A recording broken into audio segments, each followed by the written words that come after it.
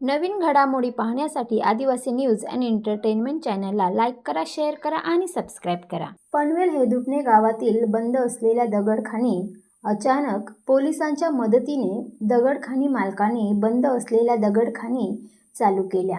दगडखानी चालू केल्याने पुन्हा हेदुटणे ग्रामस्थांनी 2-3 दिवसांपूर्वी पनवेल तहसील कार्यालयासमोर आंदोलन केले। यावेळी पनवेल तहसीलदार मिनल भामरे भोसले यांनी त्याच दिवशी नायब तहसीलदार जोगी यांना स्थळ पाहणी करण्यासाठी सांगितले व स्थळ पाहणी करून तहसीलदार मिनल भामरे भोसले, नायब तहसीलदार राजश्री जोगी यांनी हेदुटणे गावातील आदिवासी आंदोलनकर्ते यांना मार्गदर्शन व आश्वासन देऊन आंदोलनाला स्थगिती दिली।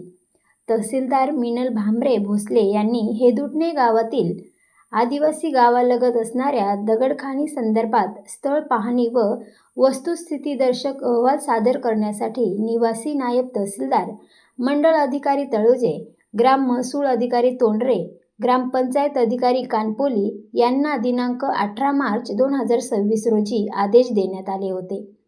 यावेळी हेदुटणे आदिवासी गावातील ग्रामस्थांचे जबाब लिहून घेतले व दगडखानी बंद करा अशीच विनंती आदिवासी ग्रामस्थांनी उपस्थित असलेल्या प्रशासकीय अधिकारी व कर्मचाऱ्यांकडे केली आहे।